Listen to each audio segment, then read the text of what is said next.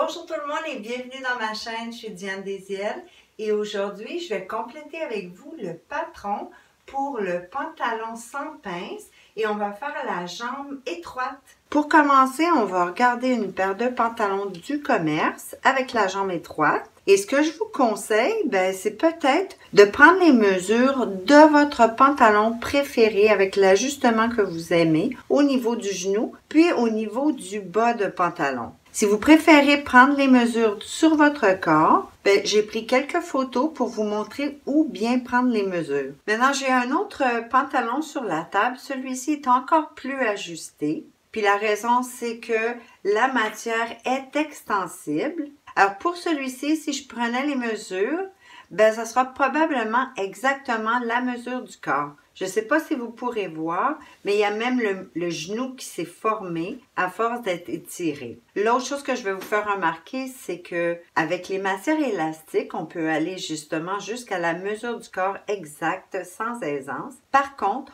on va devoir tenir compte de la grosseur du mollet. Donc, si on regarde du genou, on va s'apercevoir que ça descend dans une direction jusqu'environ en dessous du mollet. Puis ensuite, ça va se diriger beaucoup plus petit vers le bas. Ces pantalons sont faits tellement ajustés en bas que j'en ai de la difficulté à passer mon pied au bas, principalement lorsque je veux les enlever. Alors, ce que je vous conseille, c'est de réduire la largeur de la jambe graduellement. Faites les essayages et si, comme moi, vous avez une intolérance aux pantalons trop serrés en bas qui vous donne de la difficulté pour les enlever, gardez un petit peu plus large au bas. Maintenant, de votre plan, la première chose qu'on va faire, ça va être de venir mesurer le niveau du genou de notre gabarit, alors du devant et du dos. On prend les deux mesures et on les additionne pour avoir le total ou tout autour du genou. Puis si on veut fonctionner avec les mesures du corps, on va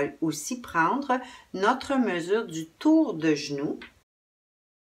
Et maintenant, je vous montre une deuxième photo de la façon que moi, j'aime bien prendre ma mesure de tour de genou, c'est-à-dire la jambe pliée pour me donner déjà une longueur excédentaire parce que c'est difficile de dire combien d'aisance exactement ça prend. Alors, en prenant la mesure le genou plié, ça nous donne déjà une aisance raisonnable pour le niveau du genou. Ensuite, on pourra faire exactement la même chose au bas du pantalon. Donc, on va mesurer le devant et le dos au bas et on va additionner nos mesures pour avoir le total de la mesure au bas du pantalon. Puis, encore une fois, si on prend les mesures du corps, on va aller mesurer notre cheville. Ou encore, si vous ne voulez pas rester pris dans votre pantalon ou avoir de la difficulté à les enlever et à les enfiler, vous pouvez prendre votre mesure de cheville en passant par le talon, qui va déjà vous donner une mesure supplémentaire parce qu'ici encore, c'est difficile de calculer une aisance quelconque. Par contre, on sait de quelle mesure on a besoin pour passer le pantalon. Enfin, pour celles qui veulent faire la jambe vraiment très étroite, je vous conseillerais de prendre la mesure d'un autre niveau, c'est celle du mollet. Puis pour les pantalons à jambes très très étroites, on devra tenir compte de cette mesure. Sur mon plan, je suis venue descendre d'environ 9 cm, puis j'ai tracé une deuxième ligne 5 cm plus bas. Et pour le pantalon ajusté, je tiendrai compte de la mesure de mon mollet à ce niveau entre mes deux lignes qui ont 5 cm d'intervalle. Alors maintenant qu'on a bien mesuré nos lignes de construction, donc le niveau du genou, le mollet et le bas du pantalon sur notre plan, on a soit pris les mesures aux mêmes 3 niveaux sur un de nos pantalons préférés ou encore les mesures du corps, on va être prêt à faire notre petit calcul. Moi, sur le gabarit qui était de taille 10, j'ai trouvé au niveau du genou 52,2 cm en additionnant le dos et le devant.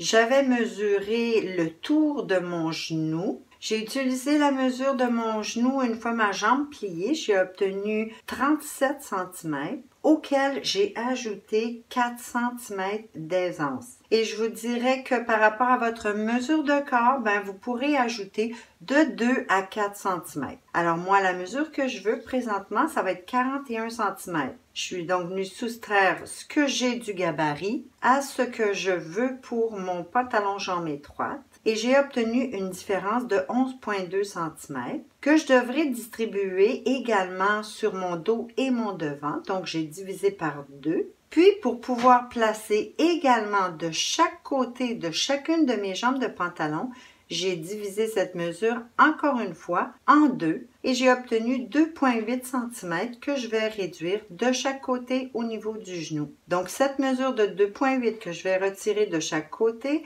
ça se trouve être le quart de la différence entre mon gabarit et la mesure que je désire pour mon pantalon ajusté. Je vais donc pouvoir placer mon 2,8 cm au niveau du genou de chaque côté de mon gabarit devant et de mon gabarit dos. Maintenant, on va faire exactement la même chose au niveau de la cheville. Donc, j'ai pris les mesures dos et devant au niveau de la cheville de mon gabarit. J'ai pris ici la mesure exacte de ma cheville, auquel j'ai ajouté 8 cm parce que, comme vous le savez, j'aime pas rester pris dans mes pantalons. Et je vous dirais que cet ajout peut être de 5 à 6 cm au minimum. Moi, pour celui-ci, j'ai décidé d'ajouter 8 cm, ce qui me donne 30. Alors, je soustrais la mesure trouvée sur mon gabarit, moins celle que je veux pour mon pantalon. Ici, j'ai obtenu 11,2, donc exactement la même différence que j'avais au niveau du genou. Mais c'est pas une règle, c'est juste un addon. Et je vais faire le même calcul, alors j'ai divisé par 2 et encore par 2 pour trouver une différence de 2,8 que je vais venir retirer de chaque côté de chacune de mes jambes de pantalon. Ensuite, on va être prêt à tracer une belle ligne droite du niveau genou jusqu'au niveau de la cheville. Puis on va faire ça 4 fois. Maintenant, avant de monter et finir notre tracé vers le haut, on va prendre le temps de comparer notre niveau de mollet. Alors, comme on a pris notre mesure du tour de mollet, moi j'ai trouvé 35 cm.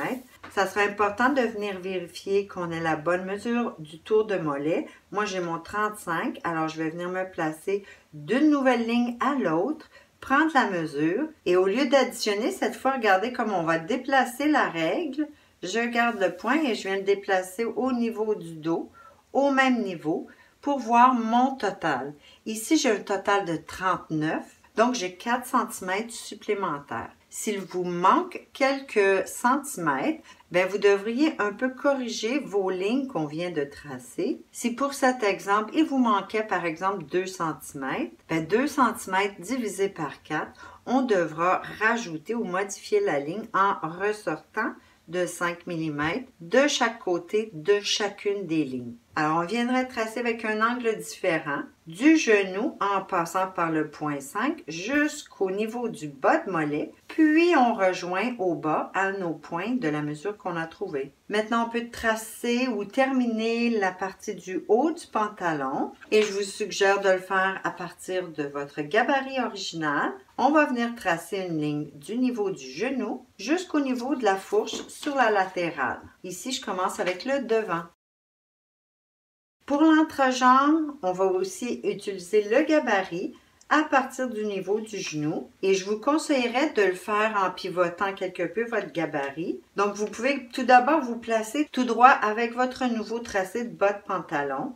Puis, on va venir tracer juste sur une petite distance. Ensuite, on va pivoter le gabarit, tracer un petit peu, pivoter encore et tracer un peu. Et enfin, tracer la dernière partie.